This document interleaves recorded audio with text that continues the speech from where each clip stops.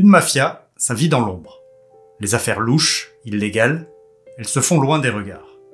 Mais il y a une exception notable, une mafia qui a pignon sur rue, ou en tout cas ça a été le cas pendant des années, les Yakuza. Des gangs organisés en association, avec des bureaux officiels, de belles cartes de visite, des politiques qui laissent faire les grands patrons, et qui vont même jusqu'à assister à leurs funérailles. Pourquoi une telle impunité, voire popularité? C'est ce qu'on va décrypter.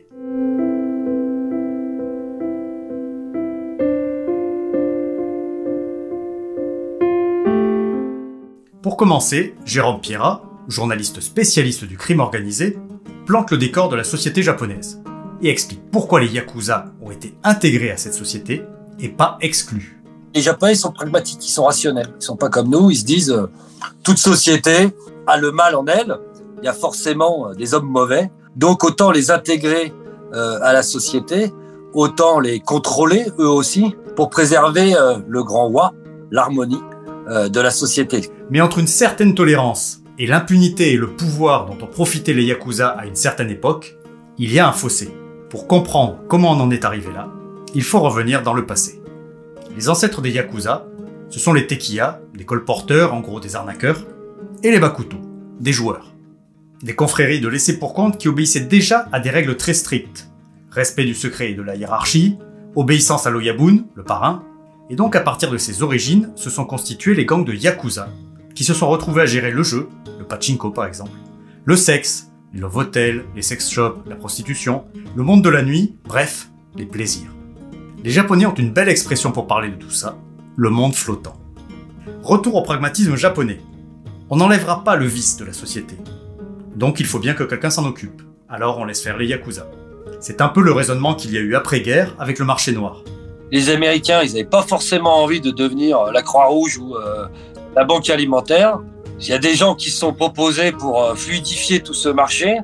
Ben voilà, ça s'est mis en place, il fallait tout reconstruire. Donc les gens ont délégué ça voilà, à des personnes sans être trop inquiétées en gros. Il fallait bien que quelqu'un le fasse, il fallait bien que les gens se nourrissent, il fallait bien que ça se réorganise, donc que ce soit eux ou d'autres. Côté pouvoir, on laisse faire les Yakuza. Mais les choses iront beaucoup plus loin que fermer les yeux sur 2-3 activités pas très légales. La connivence entre les Yakuza et le pouvoir, politique, économique, c'est quelque chose d'historique. Dès la fin du 19e siècle, les bandits combattent les grèves d'ouvriers, s'en prennent aux manifestants et se rapprochent des mouvements ultranationalistes. Et ça continue après la Deuxième Guerre mondiale, les Yakuza renforcent leur rôle d'hommes de main et de briseurs de grève. Le pacte social est noué. En gros, le pouvoir dit « Vous avez le droit de faire votre business, à condition que ça perturbe pas l'ordre social, l'ordre établi, donc pas de violence, pas de coups d'éclat, voilà, vous occupez juste des plaisirs. Et puis de l'autre côté, vous allez nous aider notamment à lutter contre les forces de gauche depuis toujours, puisque en gros, c'est quand même à ça qu'ils servent, hein, d'où leur alliance avec les partis d'extrême droite et tout ce mouvement d'extrême droite au Japon. » Un accord tacite. Mais à partir des années 1950, les Yakuza vont nouer de vraies alliances avec l'État. Et ça se voit. En 1964, lors du renouvellement du traité nippo-américain, des centaines de Yakuza sont déployés sur le parcours de la délégation américaine pour éviter toute contestation et maintenir l'ordre. Tout le monde voit bien que ces garçons sont au service de l'État et sont des supplétifs des forces de l'ordre. Grâce à tout cela, les affaires des Yakuza vont prospérer et prendre une nouvelle ampleur dans les années 1960, quand ils vont chercher d'autres revenus que le monde de la nuit, du jeu, de la prostitution. Forts de leur appui au gouvernement, ils se sentent poussés des épaules, comme dit Jérôme Pierrat. Et ils vont commencer à être prestataires de services pour le monde économique. Concrètement, ils montraient les muscles pour du recouvrement de dettes, pour expulser des habitants d'immeubles que des gens voulaient récupérer ou détruire, etc.